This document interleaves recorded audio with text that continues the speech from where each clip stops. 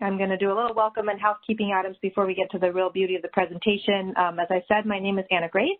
I support the wonderful work here of the SITES program. It is absolutely my pleasure to welcome you all to our December SITES community call.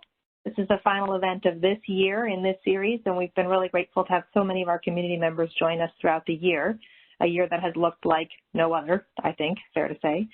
If you have joined us before, you know that these calls are an important part of our commitment to create a space specifically for our SITES community members dedicated to coming together safely to maintain our connectivity. Today, we will hear in depth about a very unique SITES Platinum project, a lodge at Gulf State Park in coastal Alabama. Our presenters, Rebecca and Kate, hello, who are on video, will share with us the project's compelling history and its many achievements. So I'm really looking forward to it today. So a quick look at our agenda. Thank you, Danielle. After a quick update from Danielle Pieranunzi, we'll dedicate the rest of the project, and we will definitely for Q&A at the end. So send your questions through the chat box, through the Q&A section below it, whichever avenue you prefer. It's a great opportunity for dialogue, so do send your questions or comments throughout the session. I hope you can also stay tuned at the end. Danielle will share a couple of future events coming up and other ways that you can stay engaged with us. A couple of reminders before we dive in. We are recording the session. Thank you, Paul. We'll be sending it out to all attendees afterwards. And as with previous community calls, the live session is approved for one site-specific CEU. So no need to note down the course details here. They will be included in our materials that we'll send after the session. We'll note it in the chat box for you to jot down if you prefer.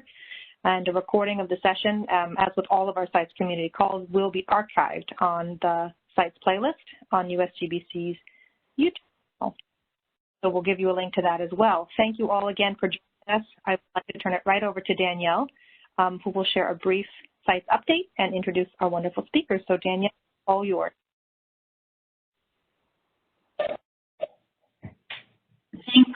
Thanks, Anna Grace and Paul behind the scenes. Hello and welcome, everyone. My name again, Danielle Pieranunzi. I'm the SITES Program Manager at GBCI. As noted, I will start off with a very brief overview of the SITES program, as the goal of these calls, as Anna Grace has shared, is to provide a platform for leaders and visionaries to showcase SITES projects and share their experience, knowledge, and lessons learned. For those that are new, SITES, since its inception, was developed with rigor and flexibility in mind, applying to a wide variety of project types, sizes, and locations, as you can see from these images. SITES fills an important gap in properly addressing the space outside of and between buildings, yet also for projects with no buildings at all, because while every building has a site, not every site has a building. With that said, SITES and LEED can be used in tandem, like today's projects that we'll learn about more today. So the main resources for SITES are the SITES V2 rating system and accompanying reference guide shown here. These are a result of over 8 years of research and development, including input from numerous stakeholders, technical advisors, several comment periods, and insight from a multi-year field test. These documents outline the criteria for guiding and measuring sustainable land design and development. At the same time, we view these as a living document that will evolve over time as research and experience generate more knowledge. And a great way to stay in touch about any of these changes is on these calls, as well as our monthly newsletter, our website, and social media channels. The rating system consists of 18 prerequisites and 48 credits, totaling 200 potential points. Basic certification requires a project to get 70 of those points. And as you can see here, the highest level at Platinum challenges projects to go above and beyond to demonstrate leadership and innovation. In addition to certification, we did formally introduce this year a pre-certification pathway. So these are for projects in their planning phases. To date, we have 9 pre-certified projects, mostly in China and Asia. So as noted earlier, SITES applies to a wide variety of projects from government facilities like this recent GSA land port of entry in New Mexico that we just featured on our last community call. That's on the far left, to this transformative urban park in Shanghai, China. In the middle, to public-private projects like the Chicago Navy Pier featured on the far right, and many more. There are roughly 200 registered and certified projects, which are represented in 14 countries, including the US, Canada, China, Japan, Thailand, Argentina, Brazil, Peru, Mexico, Italy, Spain, Greece, and others. In the US, projects are located in 38 US states and Washington, DC. Yet beyond points and credits, Sites was developed to ensure we create places that are designed to be efficient, resilient, and to give back. And in other words, a landscape and outdoor space that appreciates in value and creates a healthy human habitat for all. These landscapes and outdoor spaces fit within the context in terms of climate, ecology, culture, and community. They conserve resources, clean our air and water, enhance well-being, foster resilience, and provide many other essential ecosystem services. The effects of climate change are more obvious every day: record-breaking heat, extreme storms, devastating drought, wildfires, and catastrophic flooding. As the world reckons with how to slow the warming that's driving this changing weather, we're also figuring out how to adapt to it, how to survive it. Investment in nature-based solutions and green infrastructure, which Sites covers, is just that, an investment in our future that will pay off. We must be implementing solutions now, ones that we know can provide these numerous benefits. Much like the pandemic has changed the way we live, climate change is forcing us to change how we think, live, and move forward about a new reality of extreme weather and changing landscapes. Today's project is a prime example of such a thoughtful and effective investment that combines conservation, restoration, and development in a meaningful and very beautiful way that, in their words, maximizes life per square foot. And now I have the honor of introducing our excellent speakers today. Rebecca Dunn Bryant co-founded Watershed in 2008 in order to build expertise around affordable, sustainable building solutions for a hot, humid climate, create built environments that inspire greater connection with the natural world, to perform work in the spirit of collaboration, sharing information with their clients and community. Originally from Alabama, Rebecca moved to Colorado to study sustainable design and social ecology in 1990 and worked in San Francisco and Houston before returning home to get red dirt back at her feet. Passion for sustainable development is focused on sustainable design, construction, and operational strategies for the hot, humid South. While the growing green building movement is international, her approach is decidedly local. That's wonderful. Kate Took is a landscape architect at Sasaki. Her project leadership, strategic thinking, design eye, and technical skills have been instrumental in the success of diverse projects ranging from master planning to site scale work. As a naturally interdisciplinary thinker, she excels at collaborating across disciplines to craft elegant, contextual solutions to complex design challenges.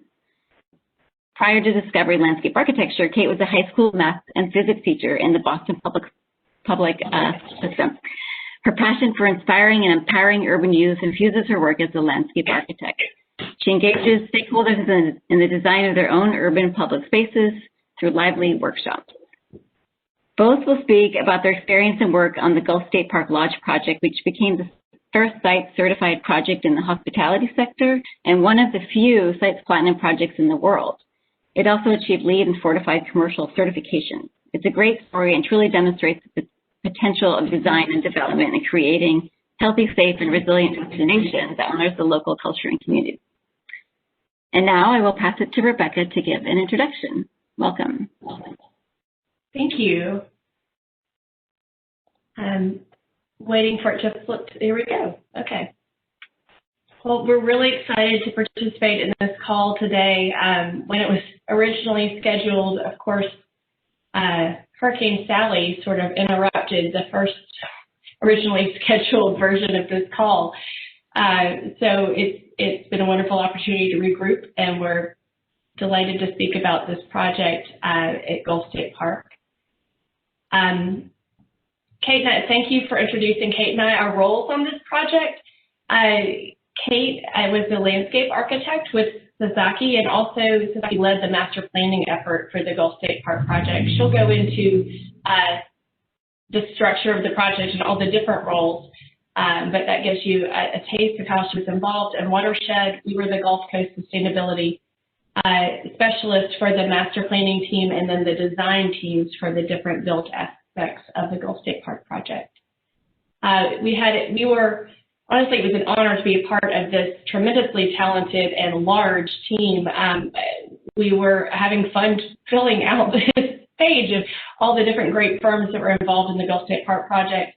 At one point, in the heart of the project, when the different built elements were underway, Kate reminded me that there were over 200 consultants involved in this project. So it was really, we had a great brain trust contributing to the success.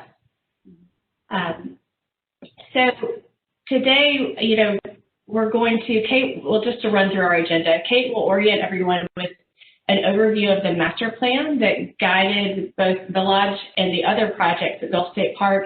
And then I'll speak to why, the kind of why and how of sites, the value it brought to the project and how we applied it. And then kind of the heart of the matter, Kate will go into the site design and how sites was applied and the beautiful results.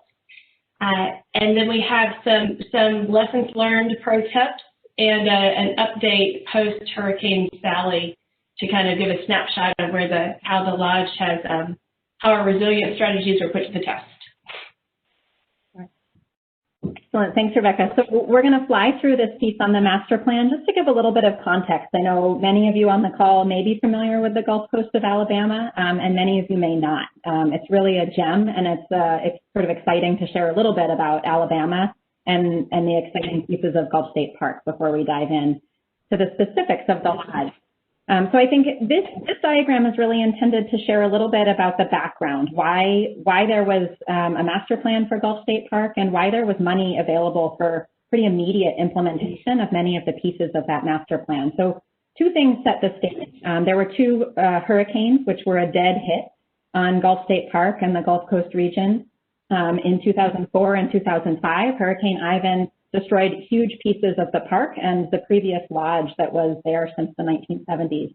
That combined with, in 2010, the Deepwater Horizon oil spill, which really devastated the Gulf Coast economy for many months, if not a year, and really resulted in an influx of funding and early restoration dollars, which the state of Alabama took a hard look and said, you know, really we need to think about how to spend that money on reviving the Gulf Coast, and Gulf State Park should really be the recipient of a lot of that money as an economic engine for the Gulf Coast region.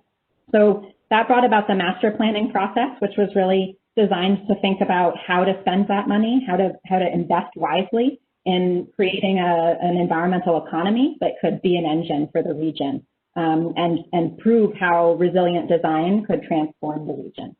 And then there are a series of implementation projects that came out of that.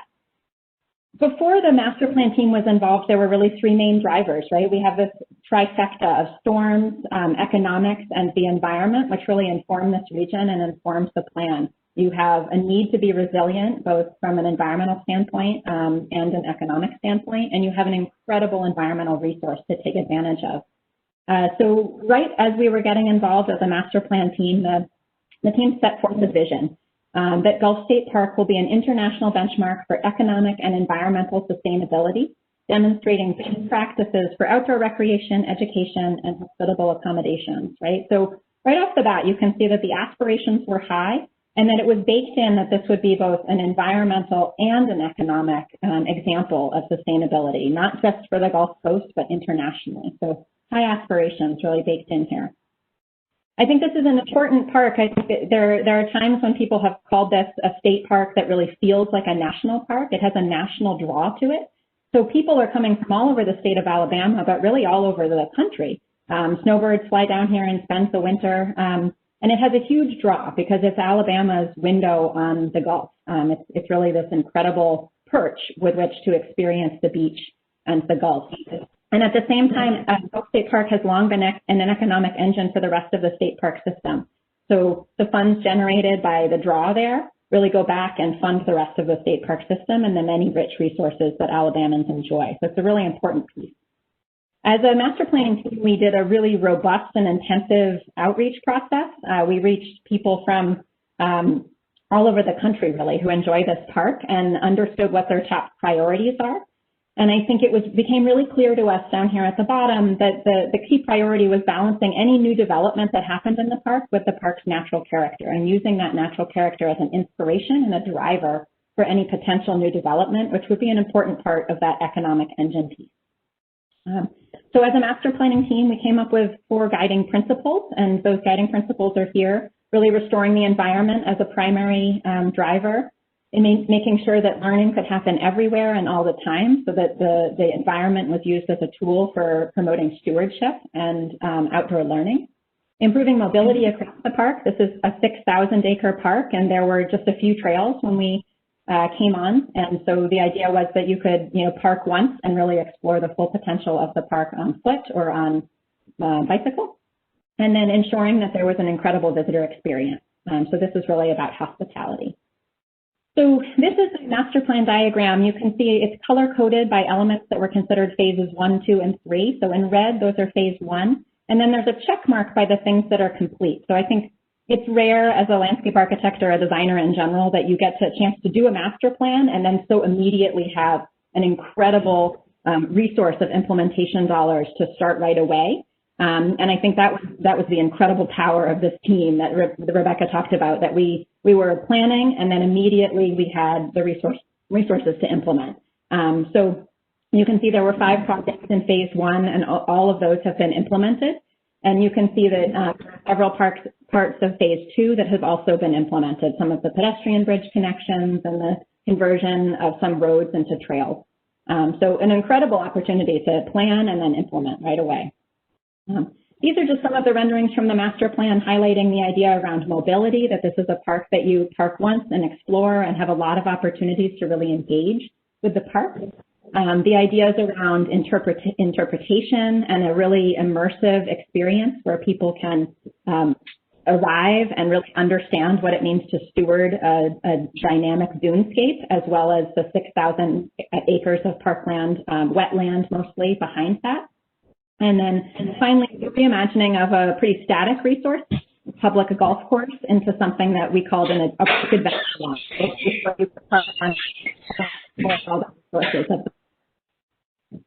I want to emphasize that this master plan effort was really the kickoff of that implementation effort. So you can see here, this is the master plan, this little bump here, where way back in 2013, where most of that effort took place, the public feedback, the process of visioning and creating that overall framework, which would guide the implementation. And you can see that the implementation took place over the following 5 years, with design kind of constant throughout that and management throughout that. And then the bulk of construction occurring between 2017 and 2019. So really a tremendous effort, over 200 design consultants, a tremendous team from contractors to the state providing resources for this project. So 3 signature elements opened in 2018, and those are pictured on the screen. And so we're going to talk today mostly about the Lodge, which achieved LEED Gold, Sites Platinum, and Certified Commercial. But there were 2 other really important built elements, in addition to the trail system and other smaller implementation pieces, the dune restoration, that are also, I think, an important part of the story. And it's really the master plan's goal really set the framework for all of these signature elements to achieve new standards in green. Rebecca can jump in and talk a little bit more about why this was such an important part of the story and so monumental for the state of Alabama. Great. Okay. So jumping into the opportunity with sites at Gulf State Park, and I mean, as Kate goes through those slides, it just reminds me how many stories are embedded in this project, and I hope people will type in questions. If we hit on something quickly you'd like to hear more about, please do jump in, as we would love to speak to it, but we could have a whole full day workshop on these projects. So the opportunity with sites, to step back, many people don't even know that Alabama has a Gulf Coast. And if they do, they just think of beaches or the Redneck Riviera. That we're a tremendously biodiverse place. And, this is part of the North American Coastal Plain that was recently designated an international biodiversity hotspot for both the ecological richness and the level of threat facing it. So it was tremendously important to respect that and restore that. And then looking at the culture of this place as well, Gulf Shores evolved from a fishing-based economy. And then after Hurricane Frederick sort of wiped it out in 79, it rebuilt with condos and more of a tourism-based economy. But it wasn't until the oil spill 10 years ago that the community had sort of a reckoning and a realization that that economy is completely dependent on the health of the ecosystems of the area. And if those are damaged, the tourists go away. And it was a real paradigm shift. And that awakening was sort of the opportunity that this project aims to capitalize on. And it was the opportunity where sites was such a good fit. So kind of bouncing around a little bit, the bridge between the master plan and the lodge and sites was really this integrated design charrette. So we gathered the lodge team to try to translate this broad vision. We want to create an international benchmark of economic and environmental sustainability. Well, how do we do that with this building and this site? And we ended up with a report of hundreds of strategies that we were targeting, but they could be boiled down to, I think, in this one goal that emerged, let's maximize life per square foot. So just the overarching focus on restoring habitat and then restoring humans into that habitat. So all of our other focuses, even the way we looked at energy savings, also had to do with the quality of habitat for people and the visitor experience. So even with resilience, we're looking at restoring ecosystems as a resilient strategy, which is not the first. Normally people think of structure. We need to build a fortress. That was sort of our third tier. Restoring ecosystems was maybe the first tier, and then even the ways that we thought about the visitor experience of the lodge with passive systems to create thermal comfort. That also allows you to survive. If you have daylighting and passive strategies to achieve thermal comfort, then you have a habitable building after a storm, even if you don't have power. So the resilient strategies were more softer and more ecosystem-based than you see in typical projects. So pulling together, because we're managing such an ambitious vision and so many different projects, it was important to sort of focus our efforts. So we evaluated many different rating systems that the project could go after, and we really zeroed in on sites initially because it hit that sweet spot between human habitat and ecological habitat. It was very important to the owner to achieve ambitious goals with these rating systems. It was seen, and they had the data and studies to back it up, that if you achieve Living Building Challenge, if you achieve Site Platinum, if you achieve LEED Gold, if you really break new ground with these rating systems, that in it of itself will drive ecotourism. And they also were a very important part of balancing the competing demands to restore the ecosystems and restore people to the ecosystems. So sites hit that sweet spot. This breakdown shows kind of the yin and the yang of how sites and LEED work together for us. Along the bottom, these are our areas of focus from the integrated design charrette, and then how the credits we pursued in these rating systems aligned with those goals. And you see that the strong focus of sites on land, site, and water, balancing the energy, light, and air, the building focus of LEED, but also that within both rating systems, there are sort of equally strong emphasis on materials, health, mobility, and education, which are really important goals to us.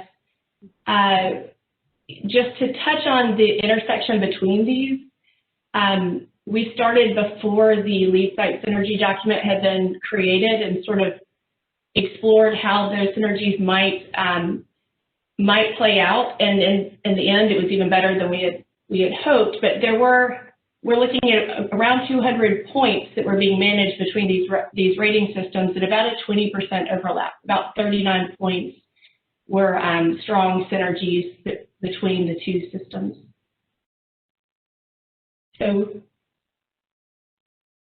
Okay, so what does that mean in terms of sites? And I apologize, I'm kind of zooming through here with an eye of getting to the design part with Kate, because that's the really exciting part. But I'm happy to answer any detailed site questions at the end. I'll skip over some of those details. What we started to understand as the team, got to know sites, and understood how it was different than LEED. So instead of thinking about water, for example, as one category of effort, with sites, we looked at all the different ecosystems, whether we're looking at vegetation, soils, water flows. You have a similar strategy where you protect the ecosystem services being provided on the site by intact areas. You control and manage threats to those areas, in our case from invasive plants and from human disruption.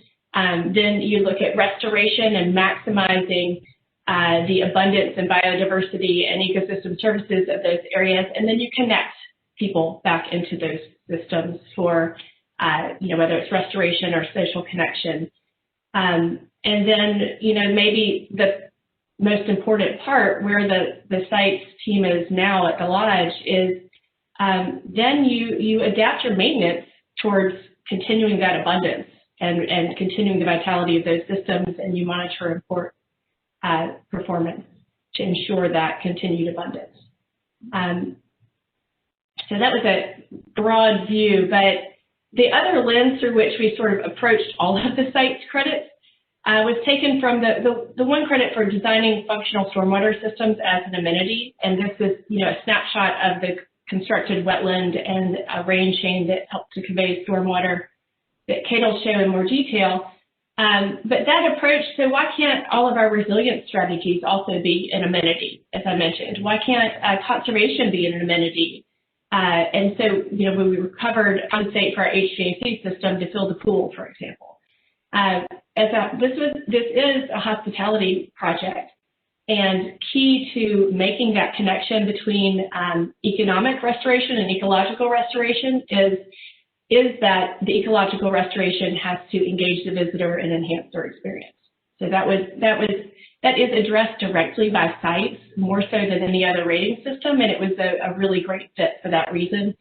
And so to just kind of sum it all up, this is one of the educational signs in the park that looks at the gopher tortoise, which is not found on this beachfront site, but is found throughout the site, throughout the park proper. And the gopher tortoise builds a nice habitat for itself. It builds this nice accommodating burrow, and then it shares it with other species. So that became kind of a model for us, that we could restore and this wonderful habitat and then invite people into the habitat as well. So I'll use that to turn it over to Kate to talk about how the design embodies that gopher tortoise model of Southern hospitality. Absolutely. Thanks, Rebecca. So this is one of the funnest parts. I think we started, as Rebecca said, with this integrated design charrette, which was really the entire Lodge design consultant team coming together and brainstorming big picture goals. Underpinning all of that was a site analysis, which I'll share with you just a little bit of. I think I want to address this question right off the bat. People often ask, well, why is the Lodge on Dune? Isn't that an unsustainable place to build at all, right? And I think it was a question we asked ourselves at the very beginning of the master plan. When we came to the project, there was actually already a permitted site for rebuilding the Lodge on the same footprint as an original Lodge had existed. So this is just showing some images of that original Lodge up at the top. In January 2004, just before Hurricane Ivan hit, you can see that Lodge was really spread out. There was sort of a central piece and then a number of rooms which spread out right along the face of what's called the primary dune, so right at the edge of the beach. It was very forward on that. It had sort of a standard turf landscape, and it was sort of old-style construction. Along came Hurricane Ivan and really just washed that whole structure away. Because it was sitting right there on the primary dune, it was very vulnerable, and it just got completely wiped away. So you can see where that sits on that primary dune. And you can see that really spread out. It was, over 30 acres of impact on the dunescape. And so the new site, which was permitted, again, before we got involved in the master plan, was just 21 acres. So it was a little bit smaller in terms of footprint and came all the way back to the Perdido Beach Highway. As a master planning team, we spent a lot of time understanding the ecology of the whole park. So the beachfront is a really important part of the park. It's a driver for why people come, but there's actually 6,000 acres behind that. It include evergreen forests, maritime forests, some of the most kind of special ecosystems of the Gulf Coast, open water, freshwater systems, fresh and salt marshes, coastal swales, a lot of wetland area. And so this ecological diversity and richness really informed, well, how do we think about what that means right there on the dunes? And how do we think about development in the dunes? Because this area between the highway and the beach is dunes, and that was what was permitted for the lodge.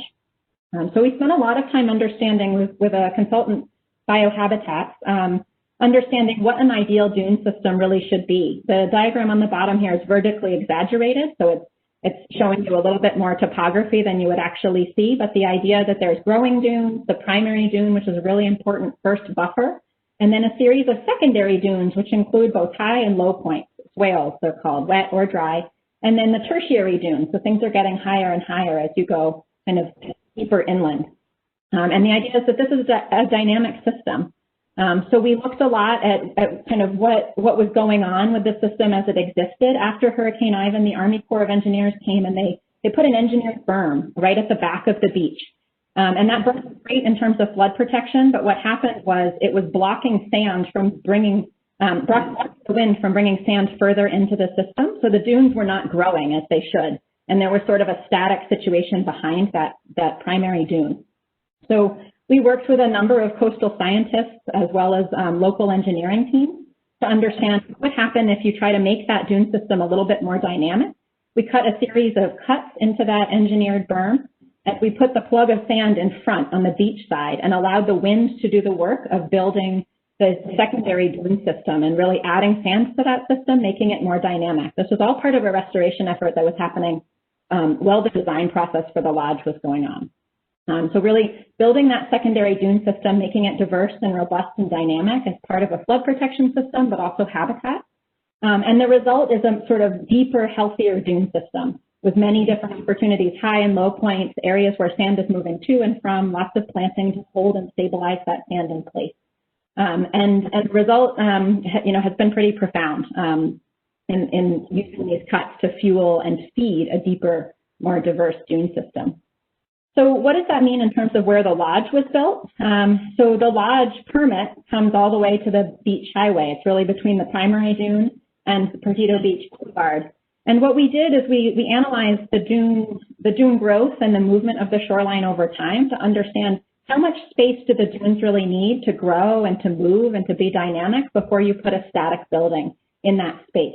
And the recommendation of the team of engineers was really that you push development off that primary dune by 225 feet. And you can see in the site plan where that puts development. So this is the primary dune line in dashed. The red is the old lodge where that sat, pretty much right on the primary dune line. And then this blue dotted line is that 225 feet. And so we set that as a guideline for the design, that no development should be in front of that 225-foot line to allow for really great, healthy dune restoration in front of the lodge. I think this was a really important driver. Rebecca noted, that we were interested in maximizing life per square foot. We were really conscious of several endangered species that nest in this area, that use this area as part of their primary habitat. The Alabama beach mouse is probably the cutest endangered species you can imagine. It makes its home only in the Gulf Coast of Alabama. So really just has a few miles, 11 miles of coastline to call home, and has been really endangered. And so the idea was that we really maximize the opportunity for the Alabama beach mouse, and several of the other species will come with that. The lodge design used an entirely native plant palette, and that's an important part of nourishing and feeding that natural system of fauna that we were trying to promote, providing great sources of food that naturally should be there in order to really promote the kind of life that we were looking to provide great habitat for. And again, all of that, the beach mouse eats seeds of dune grass, plants them essentially, and then allows that dune grass to grow. So it's this really interesting symbiotic relationship where dunes grow better when they provide great habitat for the beach mouse.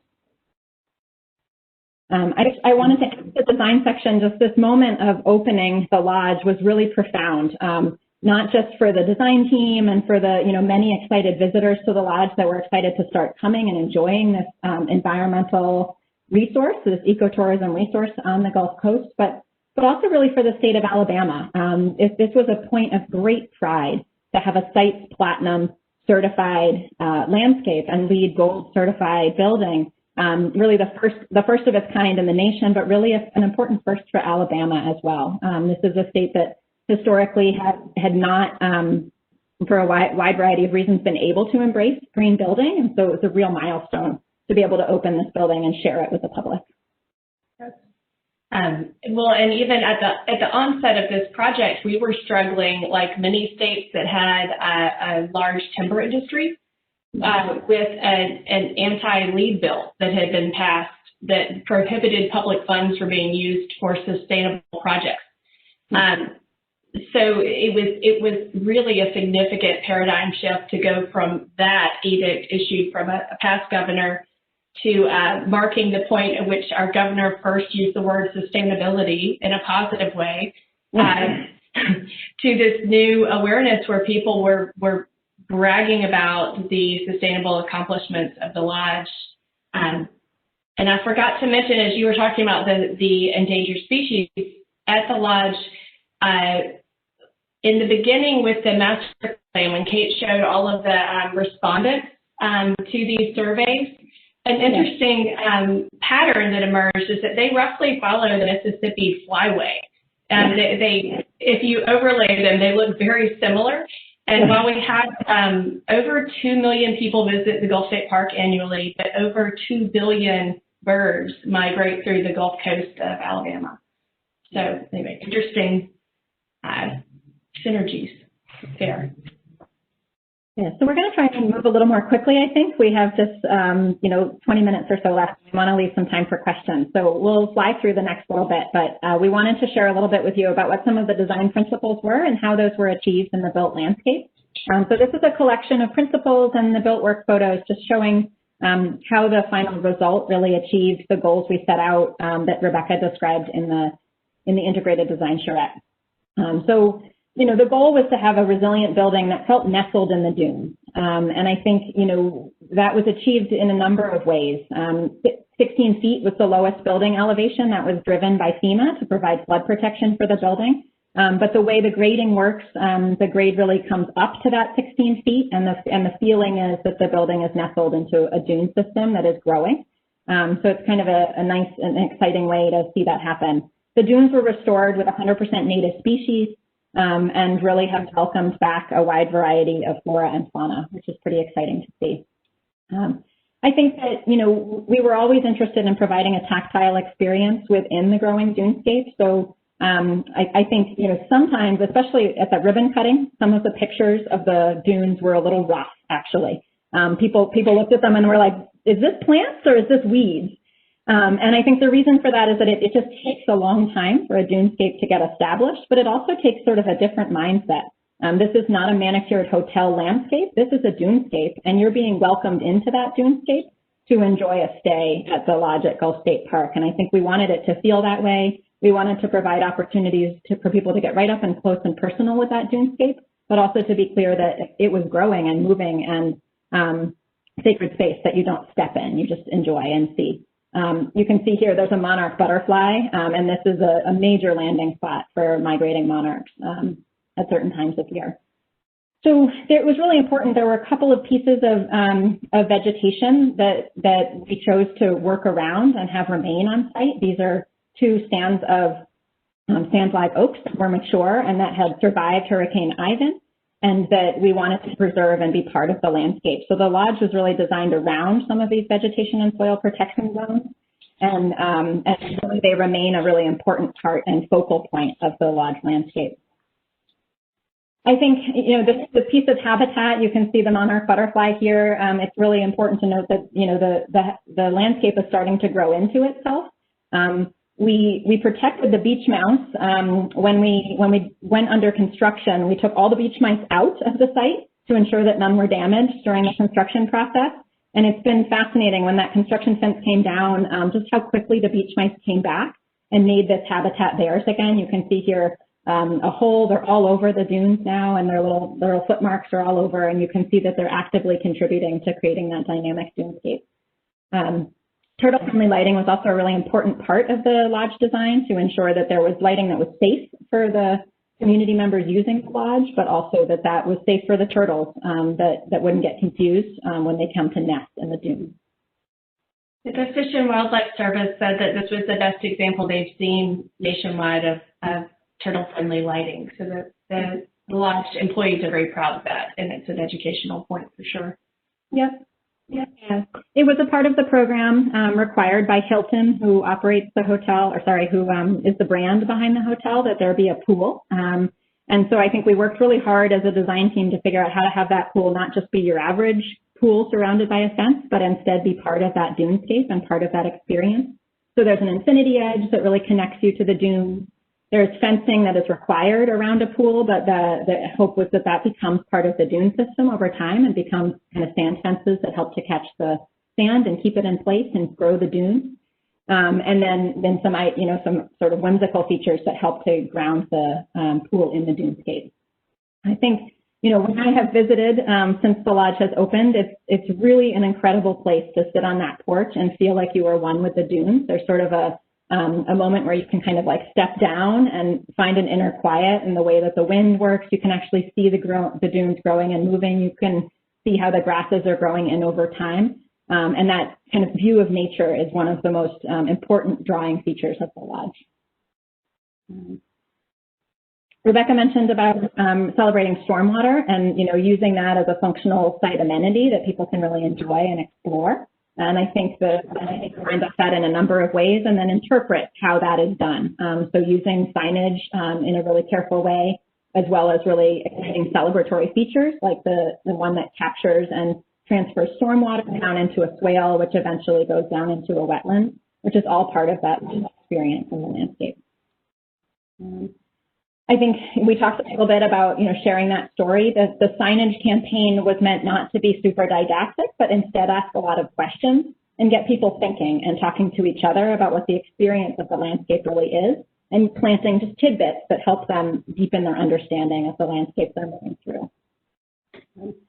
And then finally, this is from the park and the expanded trail system. And thinking about, it was really an important part of the lodge design process to connect with the rest of the master plan, which was restoring trails and providing other amenities and resources throughout the park to enjoy and expand that opportunity of ecotourism. And so we're connecting to 13 miles of new trails. There are several pedestrian bridges for Perdido Beach Boulevard, which was previously a really inhospitable place for pedestrians, now has become something that you can just move over and explore the rest of the park.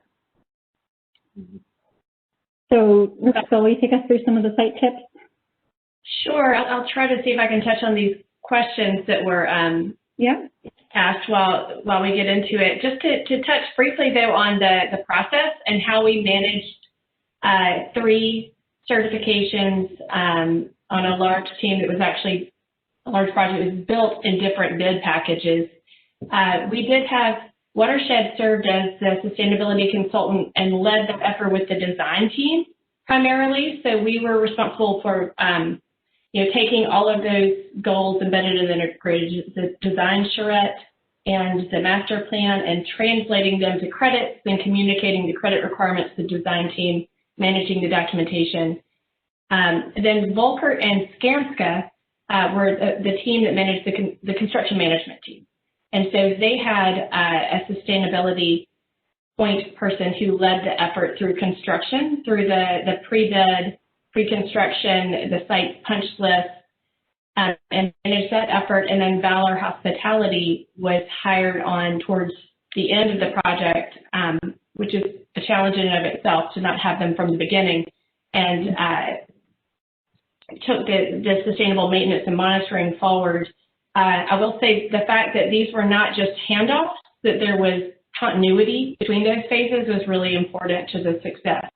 It was more of a tapering yin-yang effort between phases than a complete handoff. On the Okay, so some other sort of challenges, specific details with sites. It was really interesting applying site soils credit to a sandy dunescape. And when we started this project, we thought this is probably a complete aberration, because most site projects have soils where you just add some organic matter and till the soil and it's restored. But since then, the last community call, there was a desert project. We're working on another project that's primarily rock. So it really it takes some analysis and some interpretation to understand what soil characteristics are essential to the success of your landscape. And in this case, it wasn't as much organic matter in the dunes as it was getting those plants to survive so they could hold the soil and then over time create a little organic matter. But the dunescape, it was more plant survivability, and having an absorbent gel medium with some nutrients was the most critical part, rather than sand amendment. The wetlands was another story, because it was more about organic matter. But another lesson learned is that in the bid process, public bid process, people are not used to reading soil specifications. So that has to be made very, very explicit. There's a learning curve. There's a lot on this, but let's go to the other ones to see. The other challenges, again, it was a public bid project on a very tight timeline because of the nature of this grant. Plants were planted in August, so in the sand. Without an irrigation system. Yeah, with no, while the integrated design charrette, we all dreamed of collecting stormwater for an irrigation system. In the end, it was, the VE resulted in a landscape that doesn't need irrigation, but it could have used some irrigation to get started. And I don't know that the temporary irrigation was really provided in the kind of way that would have best helped these plants. Yeah. So maybe more detail on warranty period or more specified warranty periods might, have helped us with that. With the public bid project, I suspect we just had the challenges we had. Yeah. Well, and this is our detailed grading plan that was amazing, but very difficult to, not difficult. What happens is you do this grading, and then you wait to plant plants, and then you plant the plants, and they're not large enough to hold the plants. So in this kind of environment, electric leaf blowers and sand moving equipment becomes an important part of their maintenance, because until that vegetation is established, it's going to move. And that's been an interesting part of their ongoing sustainable site maintenance plan, is adapting to changing dunes. And the way the stormwater system was meant to work, when they did rough grading before they planted the plants, the sand all moved around and they didn't regrade back to that space. And so I think there just have been ongoing challenges with ensuring that the drainage system works the way it was designed to work. And it has to be dynamic and has to adapt constantly. Good point. Well, and the wetlands we had to go back and enlarge the wetlands again, right, because the slope of the wetlands, the amount of wetlands we were restoring shrunk as the sand shifted, and it had to be pulled back out and reestablished. Yeah. So it has been done and it's been successful, but it is a challenge. And then the sustainable site maintenance plan is great that is included in sites, and that really helps to make that happen. But the park as a whole is still looking for grant funding and training to more robustly apply their sustainable maintenance across the whole park. The neat thing is they're trying to use the lessons that they learn through sites to apply sustainable maintenance to the whole park, and ideally to the Alabama's park system. We can just flip through these slides pretty quickly just to show, so everybody really understands this. On September 16th, this is the anniversary of Hurricane Ivan. Hurricane Sally hit us and was supposed to be a 1 and ended up, more like a 2. Some people wanted to make it a 3, but for 12 hours, it was going about 2 or 3 miles per hour. For 12 hours, we were hit with over 100 mile per hour winds, and it just sat on us. So if you go to the next slide, this is what was happening in front of Gulf State Park at our pier. And this is exactly how the previous lodge got wiped out.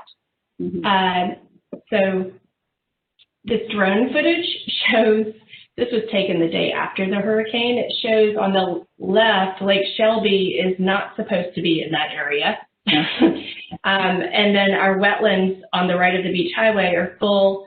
But you see, the vegetation has grown in at the lodge, and it's largely, everything is in place. Our pervious parking area is full of water, and then it did its job and drained. So, the right side of the beachside highway is looking pretty good. And let's see, keep going. And when you got up to the lodge, this is a few weeks after the hurricane, where the vegetation had established looked amazing. So you see our hand sanitizers all to the right, so COVID adaptation as well. The next slide, flip through these. The vegetation soil protection zones, the remnant dunes, and then the next one. This is the beach mouse habitat, the restored behind the primary dune. The engineered berm that Kate mentioned is on the left. Beyond that, you can see a piece of the pier that is no longer here. That got completely wiped out. But the vegetation beyond that, the primary dune held and really protected the site, the site of the lodge from this wave action.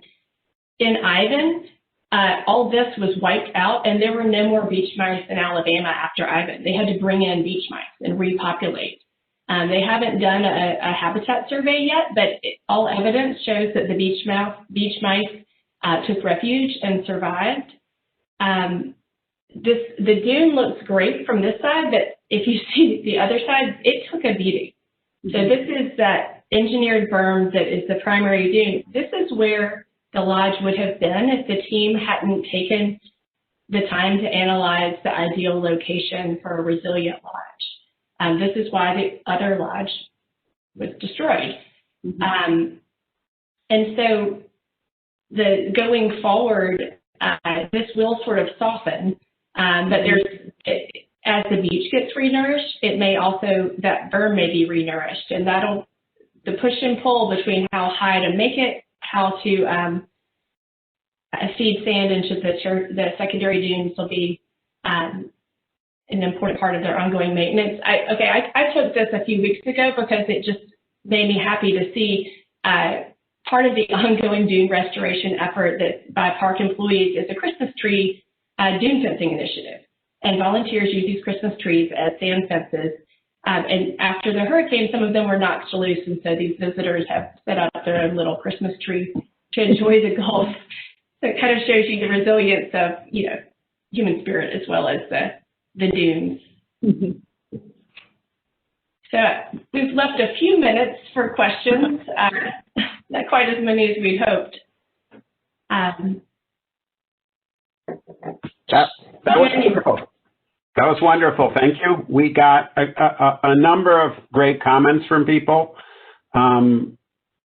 bunches of questions. So let me just dive in with some of those.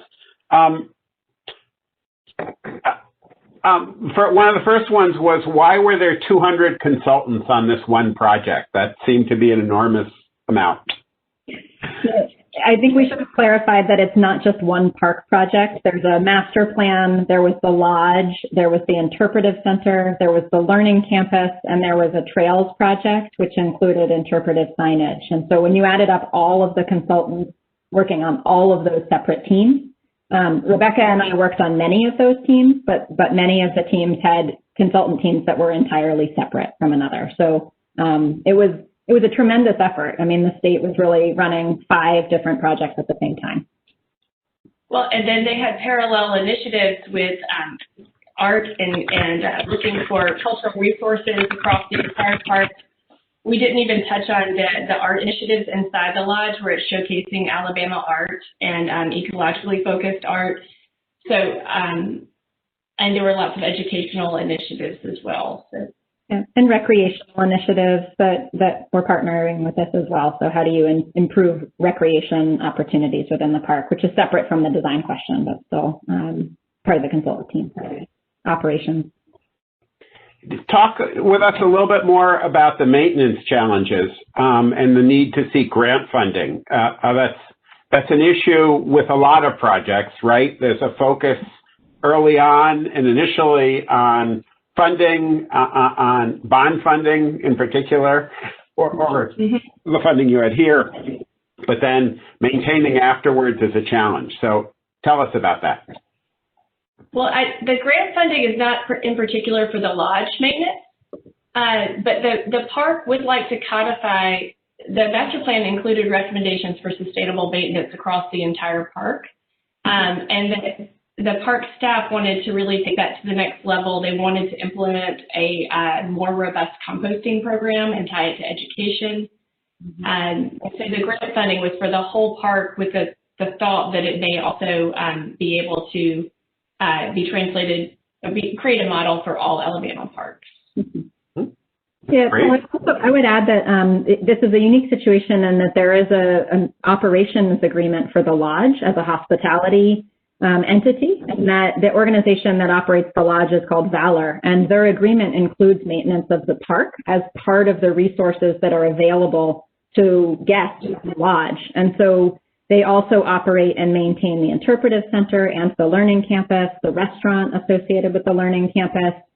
They are responsible for maintenance of the trail system as well and any updates to interpretive signage. So they have quite an agreement in partnership with the state park in terms of maintenance of the park. And I think that that's gone a long way. They have a real vested interest in ensuring a well-maintained park. Well, and that was one of the key paradigm shifts, right? Because the previous lodge was not just destroyed because Ivan hit it. It was destroyed because for years the Alabama legislature had sort of robbed the funds from the Gulfgate Park to fund other state initiatives, and money was always being funneled out and not sent back for maintenance. And so with this project, one of the goals was to ensure the sustainability of the project.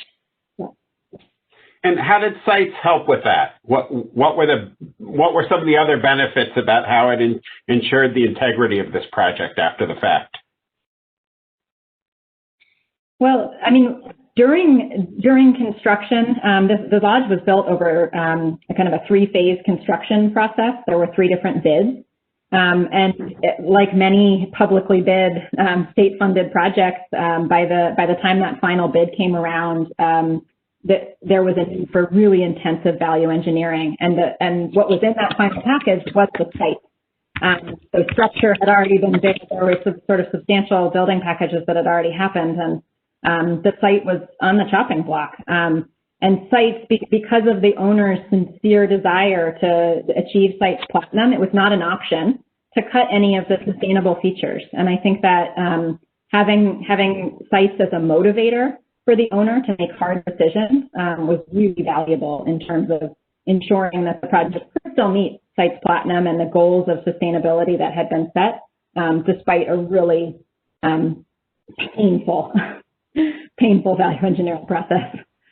And I think there are some things that, have resulted in terms of maintenance that have been hard to witness as a result. There were some things that, that happened in that value engineering process that now require maintenance. And I think they're recognizing that, and Valor, the operator, is stepping up to help. Well, and I would say the structure of the sustainable maintenance plan and those requirements, how they tie back to all these individual sites' credits, was a great educational tool to have to sit down with with Valor and with their maintenance team and sort of talk through those and let things come to the surface that and be memorialized that could have devolved if it had just been handed off without the process of creating that plan. It's a hotel, and they kind of operate in that like emergency mentality. Everybody's on all the time. And so very easily, the good intentions could have entropy could have occurred in the maintenance, but instead they really did the work on low emitting maintenance equipment and green cleaners, and they've committed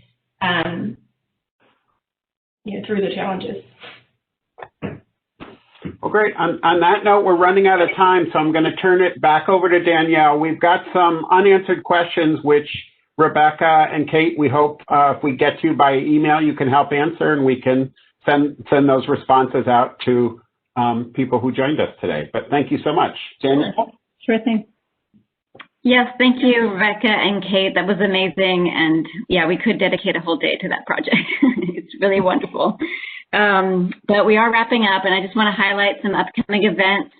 In February and April, we have the upcoming community calls. To put that into your calendar, the topic will be water in February, and the topic will be carbon in April.